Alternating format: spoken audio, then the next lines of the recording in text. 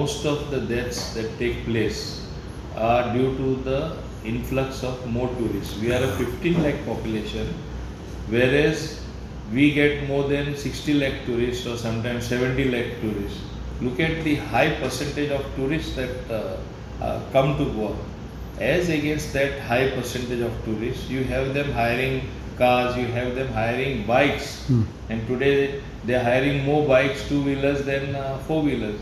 So naturally, they don't know the roads properly. They don't know what is the left turn to be taken.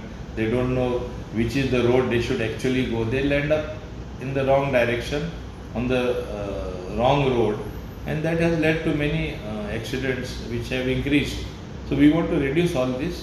All measures in that direction what are to be taken have been discussed in the Safety Council, and we have taken steps and asked the respective departments to do what is necessary. नव्या नेमाप्रमाण तालाव मारपाची deadline जानेराच्या सुरवातीक आशिल्ली ती आता खंय जानेराच्या निमण्या सप्तकात लागू जातली. ब्रेस्तारा जाल्ले बसकेत तो उलयलो.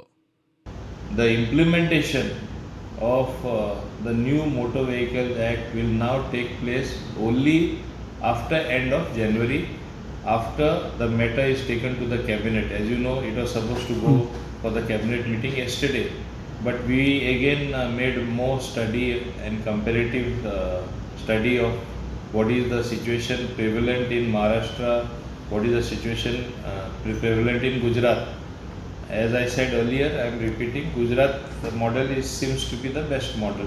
So more or less we will be moving on basis of the Gujarat model, wherein they have lowered the fines to reasonable levels.